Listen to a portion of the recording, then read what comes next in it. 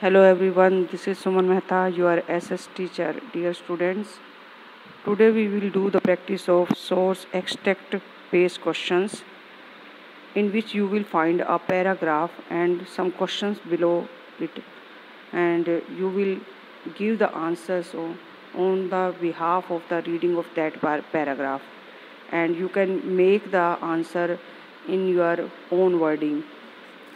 Let's start the topic from chapter 1, that is civics, what is democracy, why democracy, and chapter 2, constitutional design. We will discuss some questions that are related to the extract based questions.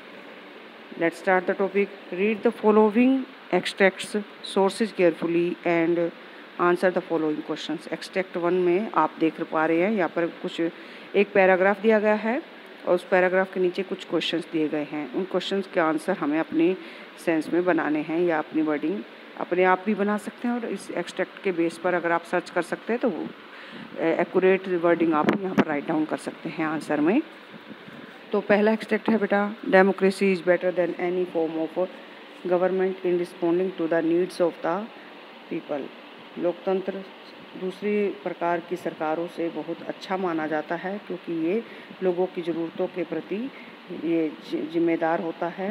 A non democratic government में can respond to the people's need. एक गैर लोकतांत्रिक व्यवस्था में हो सकता है सरकार लोगों की ज़रूरतों की तरफ ध्यान ना दे, but it all depends on the wishes of the people who rule. परंतु ये हो सकता है कि ये सारी बातें लोगों की इच्छा पर निर्भर हों कि जो रूल कर रहे हैं कि वो अपनी मर्ज़ी से जनता को कुछ हेल्प करना चाहें, उनकी नीड्स को कंप्लीट करना चाहें तो वो कर सकते हैं, अदरवाइज उनके ऊपर कोई प्रेशर नहीं है। If the rulers don't want to, they don't have to act according to the wishes of the people. Non democracy में क्या होता है कि अगर रूलर्स नहीं चाहते जनता की भलाई करना, ये जनता की कोई इच्छा पूरा करना, तो वो ऐसा कर सकते हैं और इसके लिए वो उन्हें किसी प्रकार की जो है जवाबदेही भी नहीं होती, यानी उनको कोई रिप्लाई देना नहीं है। और democracy requires that the rulers have to attend to the needs of the people. लेकिन लोकतांत्रिक व्यवस्था में ये एक मस्ट कंडीशन है एक डेमोक्रेटिक गवर्नमेंट के लिए कि वो लोगों की इच्छाओं और उनकी ज़रूरतों को ध्यान में रखे और उनको टाइम पर सोल्व करने की कोशिश करे या पूरा करने की कोशिश करे। तो ये था हमारा एक्सट्रैक्ट फर्स्ट, और इससे रिलेटेड एक क्वेश्चन यहाँ पर दिया गया है, how is democratic government better than non democratic government. ये वैसे भी क्वेश्चन आया हुआ बेटा आपका 5 मार्क्स में, तो बहुत इंपॉर्टेंट क्वेश्चन है जो कि यहाँ पर पूछा जा रहा है। क्योंकि कैसे कह सकते हैं कि एक लोकतांत्रिक सरकार गैर लोकतांत्रिक सरकार से अच्छी होती है हर मायने में या बहुत अच्छी होती है। तो देखिए यहाँ पर पहला जो इसका एक पॉइंट बनाया गया है वो है accountable type of government. Democracy is better than any other form of government because it represents the needs of the people. एक लोकतांत्रिक व्यवस्था की जो सरकार होती है वो सबसे अच्छी सरकार मानी जाती है क्योंकि ये लोगों की ज़रूरतों को ध्यान में रखती है, उनको पूरा करने की कोशिश करती है। It does not depend on the whims of the ruler और द डिक्टेटर। ये शासक या तानाशाह की इच्छा पर डिपेंड नहीं करता है, यानी यहाँ पर जो रूल कर रहा है उसकी इतनी इच्छा का इतना महत्व नहीं है जितना कि उस व्यक्ति का महत्व है जो जनता ने चुनकर भेजा है। यानी शासक अपनी मर्जी से यहाँ पर कुछ भी नहीं करते, बल्कि वो लोगों की इच्छा के हिसाब से काम करते हैं या कॉन्स्टिट्यूशन को फॉलो करते हैं। In simple words we can say that democracy is for the people. और अगर साधारण शब्दों में कहें तो हम ये कह सकते हैं कि लोकतंत्र जो होता है वो लोगों के लिए होता है। It is an accountable form of government. यहाँ पर सरकार जो होती है वो एक जिम्मेदार सरकार होती है, यानी उसे लोगों की नीड्स और एस्पिरेशंस को कंप्लीट करना होता है और ध्यान रखना होता है उनकी नीड्स की तरफ। तो हम इसे कह सकते हैं accountable type of government.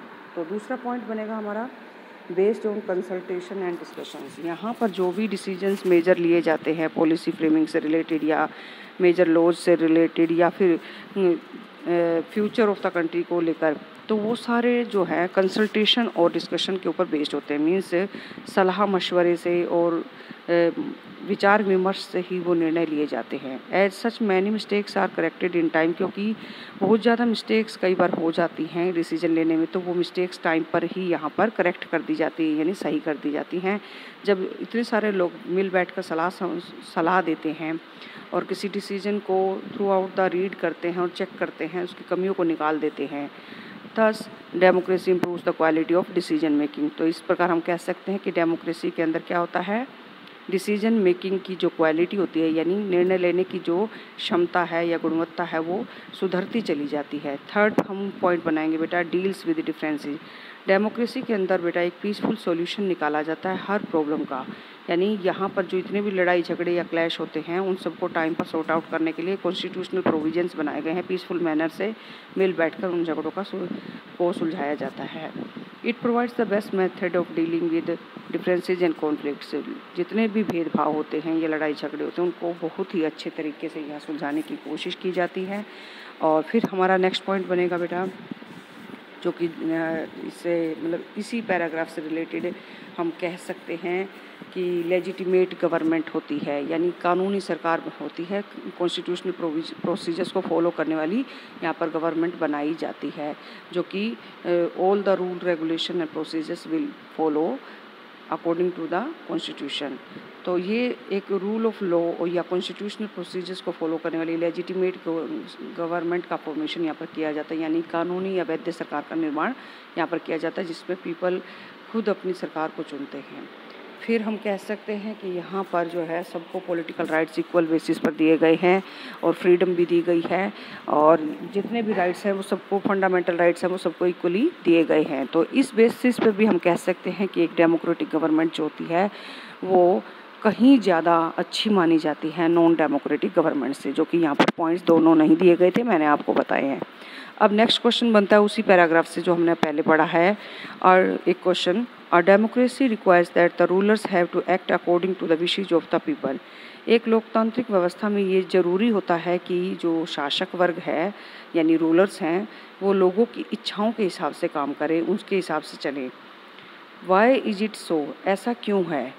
Because the rulers are elected by the people, क्योंकि ऐसा इसलिए है। अब हम बिकॉज से कभी भी क्वेश्चन शुरू नहीं करते बेटा, तो आपको क्या करना पड़ेगा, यहाँ पर पूरा क्वेश्चन की जो पहली लाइन है वो आपको लिखनी पड़ेगी। A democracy requires that the rulers have to act according to the wishes of people because the rulers are elected by the people. क्योंकि एक लोकतांत्रिक व्यवस्था में शासक वर्ग को जनता की इच्छा के हिसाब से चलना होता है, क्योंकि ये जो रूलर्स हैं ये जनता द्वारा ही चुने जाते हैं, यानी लोगों द्वारा ही चुने जाते हैं। And if the rulers don't act as per wishes of the people, और अगर रूलर्स लोगों की इच्छा के हिसाब से काम नहीं करते, उनकी इच्छाओं को पूरा नहीं करते, people have right to change them, तो लोगों के पास ये अधिकार है कि वो उन्हें बदल दें, यानी अगली बार इलेक्शन में उनको वोट ना दें। तो आई थिंक आपको ये एक्सट्रैक्ट और इससे रिलेटेड 2 क्वेश्चन समझ आ चुके होंगे। फिर नेक्स्ट क्वेश्चन देखिए बेटा, एक पैराग्राफ पहले आएगा और फिर उसके बाद 2 क्वेश्चन उसमें भी पूछे गए हैं। तो पहला है, in China elections are regularly held after every 5 years for electing the country's parliament called Quanguo Renmin Daibiao दाबुल, यानी नेशनल पीपल्स कांग्रेस। यहाँ हर 5 साल के बाद इलेक्शन ज़रूर होते हैं चाइना के अंदर, जो कि नेशनल पीपल्स कांग्रेस की जो पार्टी है वहाँ पर पार्लियामेंट है उसको चूज करने के लिए, उसके मेंबर्स को चूज करने के लिए करवाए जाते हैं। The National People's Congress has to power to appoint the president of the country. और ये जो देश की यहाँ की राष्ट्रीय लोगों की जो यहाँ पर राष्ट्रीय कांग्रेस बनाई गई है, ये कांग्रेस क्या करती है, इस देश के प्रेसिडेंट को भी अपॉइंट करती है, यानी लोग नहीं चुनते अपने प्रेसिडेंट को, ये जो पार्लियामेंट बनाई गई है ये पार्लियामेंट चूज करती है। It has nearly 3000 members elected from all over the China. इसमें 3000 सदस्य होते हैं चाइना के, पूरे चाइना में से जो चुने जाते हैं। Some members are elected by the army, और इसके कुछ मेंबर्स आर्मी के द्वारा भी इलेक्ट होकर आते हैं। बिफोर कंटेस्टिंग इलेक्शन, और चुनाव लड़ने से पहले किसी भी कैंडिडेट को क्या करना पड़ता है, चाइनीज़ कम्युनिस्ट पार्टी जो कि एक वहाँ पर मेजर पार्टी है उसकी परमिशन लेनी पड़ती है, यानी उससे अप्रूवल लेना पड़ता है, उसकी सहमति या उसकी अनुमति के बाद ही कोई व्यक्ति वहाँ पर चुनाव लड़ सकता है और वो पार्लियामेंट का मेंबर बन सकता है। अब यहाँ इस एक्सट्रैक्ट से रिलेटेड एक question, state any one democratic और and one non democratic feature of election in China. देखिए, चाइना के अंदर जो इलेक्शन हो रहे हैं उसकी एक डेमोक्रेटिक फीचर यानी एक लोकतांत्रिक विशेषता बतानी है और एक गैर लोकतांत्रिक विशेषता बतानी है कि चीन में चुनाव में कौन सी एक लोकतांत्रिक विशेषता पाई जाती है या कौन सी एक गैर लोकतांत्रिक विशेषता देखने को मिलती है। तो इसका आंसर रहेगा बेटा डेमोक्रेटिक फीचर लिखकर पहले हम लिखेंगे इलेक्शंस आर रेगुलरली हेल्ड। ये क्या है, जिस भी देश के अंदर एक डेमोक्रेसी के अंदर या फिर किसी भी सिस्टम के अंदर इलेक्शन अगर रेगुलरली हो रहे हैं तो ये एक डेमोक्रेटिक फीचर है, ठीक है। लेकिन ये इलेक्शन किस हिसाब से हो रहे हैं वो एक अलग मैटर है। नॉन डेमोक्रेटिक फीचर क्या है, गैर लोकतांत्रिक विशेषता ये है, before contesting elections a candidate needs the approval of Chinese communist party. किसी भी इलेक्शन को लड़ने से पहले हर व्यक्ति को जो इलेक्शन लड़ना चाहता है उसे जो चीन का साम्यवादी दल है उससे अनुमति लेनी होती है। ये एक इसकी क्या बन जाएगी, नॉन डेमोक्रेटिक फीचर बन जाएगी। यानी यहाँ पर लोगों से परमिशन नहीं ली जा रही, यहाँ पर सिर्फ कुछ लोगों से परमिशन ली जा रही है जो कि एक पर्टिकुलर पार्टी से बिलोंग करते हैं या रिलेट करते हैं, ठीक है। अब नेक्स्ट क्वेश्चन बेटा, how is the election process of China's president different from that of the president of India. चीन में जो चुनाव की प्रक्रिया होती है, राष्ट्रपति को चुनने की जो चुनावी प्रक्रिया होती है वो भारत के राष्ट्रपति की चुनावी प्रक्रिया से कैसे अलग है। तो ऐसे क्वेश्चन नॉर्मली बेटा कई बार बुक में नहीं होते, लेकिन हमें इन सब चीज़ों के लिए तैयार रहना होता है। तो देखिए, the president of India is elected by the peoples representative like MPs, MLAs, whereas the president of China is appointed by the National People's Congress। Bharat के राष्ट्रपति का चुनाव लोगों के प्रतिनिधि करते हैं, यानी हम जैसे लोगों के द्वारा चुने गए प्रतिनिधियों द्वारा राष्ट्रपति जी का चुनाव किया जाता है। और हमारे जो प्रतिनिधि हैं वो क्या कहलाते हैं, MPs और MLAs कहलाते हैं, member of parliament, member of legislative assemblies. तो इनके द्वारा हमारे राष्ट्रपति जी का चुनाव किया जाता है। जबकि चीन के अंदर जो राष्ट्रपति का चुनाव होता है वो सिर्फ एक राष्ट्रीय जो कांग्रेस दल है, वहाँ पर पीपल्स कांग्रेस है, कम्युनिस्ट पार्टी है, उसके थ्रू ही अपॉइंट किए जाते हैं। यानी यहाँ पर लिमिटेड एक मेंबर है जो कि अपने प्रेसिडेंट को चूज करते, जबकि इंडिया में तो कितने MPs और कितने MLAs हैं वो सब मिलकर और वो भी लोगों द्वारा चुने गए हैं। तो चाइना की जो कम्युनिस्ट पार्टी है या पीपल्स कांग्रेस है उसके बेटा ये कह सकते हैं कि वो तो लोगों द्वारा भी चुने हुए नहीं हैं। तो यहाँ एक इनडायरेक्ट प्रोसेस है, जबकि हमारे देश के अंदर एक कुछ हद तक डायरेक्ट प्रोसेस यूज किया गया है प्रेसिडेंट के इलेक्शन के लिए। तो आई थिंक इस चैप्टर से ये जो 2 पैराग्राफ और इससे रिलेटेड क्वेश्चन मैंने आपको करवाए समझ आ गए होंगे। अब मैं सेकंड चैप्टर पर करवाने जा रही हूँ कॉन्स्टिट्यूशनल डिज़ाइन। इसमें भी ऐसे ही एक्सट्रैक्ट बेस्ड क्वेश्चन मैं आपको यहाँ पर समझाने वाली हूँ। तो देखिएगा बेटा, अभी मैं सेकंड चैप्टर जो कि सिविक्स में है आपका कॉन्स्टिट्यूशनल डिज़ाइन, उसके एक्सट्रैक्ट को समझा रही हूँ यहाँ पर। तो पहला एक्सट्रैक्ट दिया गया है, the main purpose of election is to give people to chance to choose the representative the government and the policies they prefer. यहाँ पर बताया गया है कि किसी भी चुनाव का मुख्य उद्देश्य होता है लोगों को वो मौका देना कि वो अपने प्रतिनिधियों को चूज कर सकें या चुन सकें और सरकार को चुन सकें और अपने पॉलिसी मेकर्स को वो चूज कर सकें। इसीलिए it is necessary to have a free and open discussion about who is a better representative. ये आमतौर पर एक साफ और खुले रूप से एक यहाँ पर विचार विमर्श किया जाता है कि कैसे यहाँ पर एक बेटर रिप्रेजेंटेटिव को चूज किया जाए और किन लोगों को फ्री एंड ओपन डिस्कशन। हमारे जो है चुनाव प्रचार के दौरान ये एक डिस्कशन शुरू हो जाता है कि who is the better representative, यानी किसको हम अपने एक अच्छे उम्मीदवार के रूप में देखते हैं जो कि हमारे लिए आगे चलकर गवर्नमेंट बनाएगा या पॉलिसी मेकिंग में हेल्प करेगा। विच party will make a better government, और किस दल की एक अच्छी सरकार यहाँ पर बन सकती है और what is a good policy, और एक अच्छी नीति क्या होती है। This is what happens during election campaign. ये सारी बातें हमारी सोसाइटी में आमतौर पर इलेक्शन के टाइम पर शुरू हो जाती हैं। तो ये तो था आपका पैराग्राफ। अब इससे रिलेटेड क्वेश्चन बेटा, एक लाइन दी गई है पैराग्राफ से निकालकर, elections give peoples a fair chance to choose the government they prefer. चुनाव लोगों को एक निष्पक्ष मौका देते हैं, एक बिल्कुल ही साफ और स्वच्छ मौका देते हैं कि वो अपनी मर्जी की सरकार को चुन सकें। ये लाइन डाल दी गई। अब इसको जस्टिफाई करवाया जाएगा कि आप क्या सोचते हैं इसके बारे में। Justify the statement by giving 3 reasons. इस कथन के पक्ष में 3 तर्क दीजिए या 3 कारण बताइए। It is a time period when free and open discussion take place between the different political party. ये वो समय होता है जब हमारे समाज के अंदर क्या करने लगते हैं, अलग अलग राजनीतिक दलों से संबंधित ये लोग खुले रूप में बातचीत करना शुरू कर देते हैं कि कौन सा पॉलिटिशियंस उन्हें अच्छा लगता है, कौन सी पॉलिटिकल पार्टी उन्हें की पॉलिसीज अच्छी लगती हैं। It is the time period when newspaper and television news are full of election related stories and debates. ये वो समय होता है जब टेलीविज़न पर और न्यूज़पेपर के अंदर फुल कवरेज आती है। फुल कवरेज किसकी आती है? इन इलेक्शन से रिलेटेड स्टोरीज़ की और डिबेट्स की आती है, यानी जो वहाँ पर वाद विवाद होता है या कहानियाँ बताई जाती है चुनाव प्रचार से संबंधित या पहले वाले चुनावों की, या हो सकता है और या फिर कैंडिडेट से रिगार्डिंग वहाँ पर डिबेट करवाई जाती है। अलग अलग लीडर्स को बिठाकर चैनल के थ्रू उनसे किसी भी पॉलिसी से रिलेटेड उनसे डिस्कशन या डिबेट की जाती है।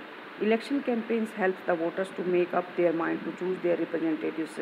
और जो ये चुनाव प्रचार का जो आंदोलन होता है, ये मतदाताओं की मदद करता है अपना माइंड सेट करने में। माइंड सेट कैसे करना है उन्होंने, कि उन्हें किस प्रतिनिधि को चुनना है। तो जब ये डिबेट देखते हैं, हम डिस्कशन देखते हैं या इनकी स्टोरीज को हम पढ़ते हैं या इनके प्रचार प्रसार से हम जो निष्कर्ष निकालते हैं, उसके बाद ही हमारा माइंड सेट हो पाता है कि हमने किसको वोट देने हैं। नेक्स्ट क्वेश्चन देखिए बेटा, how do election campaigns influence public opinion.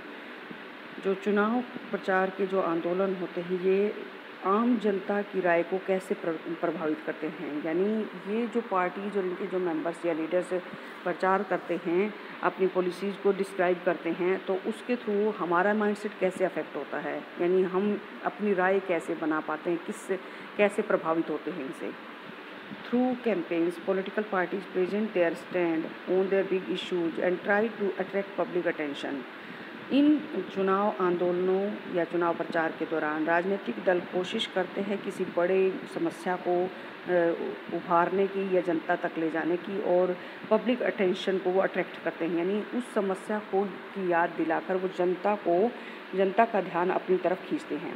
During campaigns political leaders hold rallies, debates, discussions which influence the minds of the voters. और चुनाव प्रचार के दौरान ही जो राजनीतिक नेता होते हैं वो रैलियां निकालते हैं, वो बहस करते हैं, वो विचार विमर्श करते हैं, जिसकी वजह से जो एक रोज़ की स्टोरीज छप कर लोगों तक पहुंचती हैं या वो टीवी चैनल्स के थ्रू देख पाते हैं, तो उससे वोटर्स का माइंड सेट हो जाता है कि उन्हें किसको वोट देने हैं या किसकी बात उन्हें अच्छी लगी, तो वो उसकी तरफ अट्रैक्ट हो जाते हैं। तो इस टाइप से आप देख पा रहे हैं कि इलेक्शन कैंपेन जो हैं वो बहुत हद तक पब्लिक ओपिनियन को इन्फ्लुएंस करने की ताकत रखते हैं। नेक्स्ट एक्सट्रैक्ट देखिए बेटा, हालांकि पैराग्राफ बहुत बड़ा है और क्वेश्चन सिर्फ 2 ही पूछे जा रहे हैं, तो घबराने की जरूरत नहीं होती, सिर्फ ये आपके चैप्टर से ही निकाले गए हैं, तो ऐसा कुछ नहीं है। आप देखिए, our constitution entitles every citizen to elect his her representative and to be elected as a representative. हमारा संविधान हर नागरिक को ये अधिकार देता है कि वो अपने प्रतिनिधियों का चुनाव कर सके और खुद भी एक प्रतिनिधि बन सके, यानी खुद इलेक्शन में खड़े होने की परमिशन भी हमें देता है। The constitution makers however were worried that in an open electoral competition certain weaker sections may not stand a good chance to get elected to the Lok Sabha and the state legislative assemblies। हमारे संविधान निर्माताओं को हालांकि डर था कि एक खुली चुनावी प्रतियोगिता होने की वजह से जो कमज़ोर वर्ग के लोग हैं वो कभी भी लोकसभा और स्टेट लेजिस्लेटिव असेंबली यानी राज्य विधानसभाओं में चुने नहीं जा सकेंगे, उन्हें एक फेयर चांस नहीं मिल पाएगा, क्योंकि जो रिच पीपल हैं, जो एजुकेटेड पीपल हैं और जो मेजॉरिटी में पीपल हैं वो इनको आगे नहीं आने देंगे या इलेक्शन में खड़ा नहीं होने देंगे। तो ये डर था उनको। They may not have the required resources, क्योंकि उनके पास ना तो पैसे हैं, एजुकेशन भी इतनी ज़्यादा वो गेट नहीं कर पाते कॉन्टैक्ट टू कंटेस्ट, और ना ही इलेक्शन लड़ने के लिए उनके लोगों के साथ ज़्यादा लोगों के साथ संपर्क हैं, and win elections against others. और ऐसे में उनको जितवाने के लिए कौन मदद करेगा, तो ऐसे में काफ़ी कॉम्प्लिकेशंस उनको फेस करनी पड़ सकती हैं। Those who are influential and resourceful may prevent them from winning election, जो लोग बहुत ज़्यादा प्रभावशाली हैं, शक्तिशाली हैं, वो इन्हें चुनाव जीतने से रोक लेंगे। इफ़ दैट हैपन्स, अगर ऐसा हुआ तो फिर क्या हो जाएगा, हमारी पार्लियामेंट जो असेंबलीज हैं वो जो हमारा एक पॉपुलेशन का बहुत ही महत्वपूर्ण हिस्सा है, यानी हमारी जनसंख्या का जो एक महत्वपूर्ण भाग हैं, उन लोगों से वंचित हो जाएंगी। कौन सी चीज़ें वंचित हो जाएंगी, हमारी संसद और हमारी विधानसभाओं में उन लोगों की आवाज़ कोई नहीं उठा पाएगा, उनकी प्रॉब्लम्स को कोई रेज नहीं करेगा।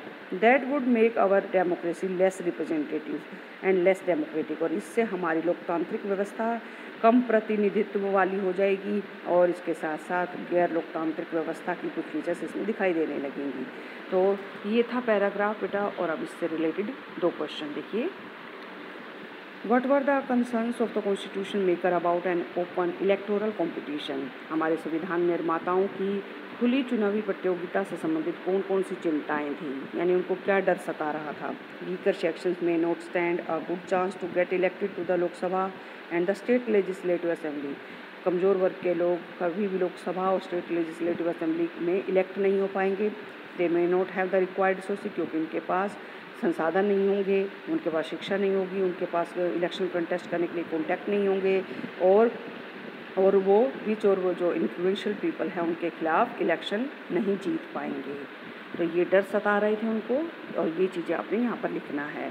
तो उनको लगता था, ये यहाँ पे तो हमने बेटा 2 ही पॉइंट लिखे हुए देख रहे हैं, लेकिन हम खुद भी और भी बना सकते हैं इसमें से। जैसे यहाँ पे ये दिया हुआ है कि अगर ऐसा हो गया तो पार्लियामेंट और असेंबली जो है डिप्राइव हो जाएंगी किससे, of the voice of the significant section of the our population, और फिर इसकी वजह से हमारा जो डेमोक्रेटिक स्ट्रक्चर है वो बिगड़ कर रह जाएगा, और यहाँ पर लेस रिप्रेजेंटेटिव और लेस डेमोक्रेटिक फीचर्स दिखाई देने लगे। ये पॉइंट भी हम कंसिडर कर सकते हैं इस क्वेश्चन में।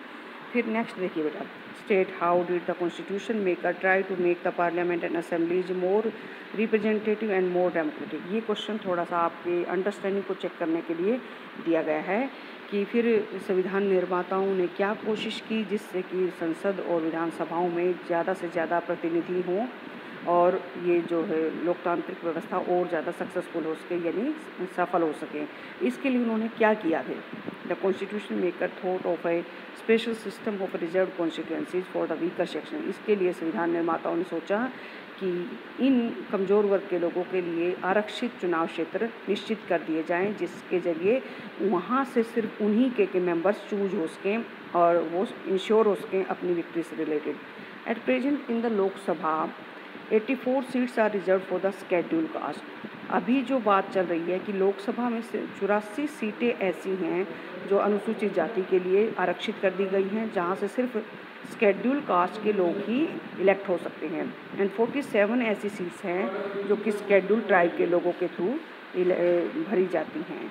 तो आई थिंक आपको ये चैप्टर समझ आ चुका होगा। ये जो एक्सट्रैक्ट बेस्ड क्वेश्चन हैं, इस टाइप के क्वेश्चन क्या आने के भी चांसेस हैं आपके एग्ज़ाम में, तो आप इसके लिए रेडी रहना और इसकी तैयारी करते रहना। Thank you very much.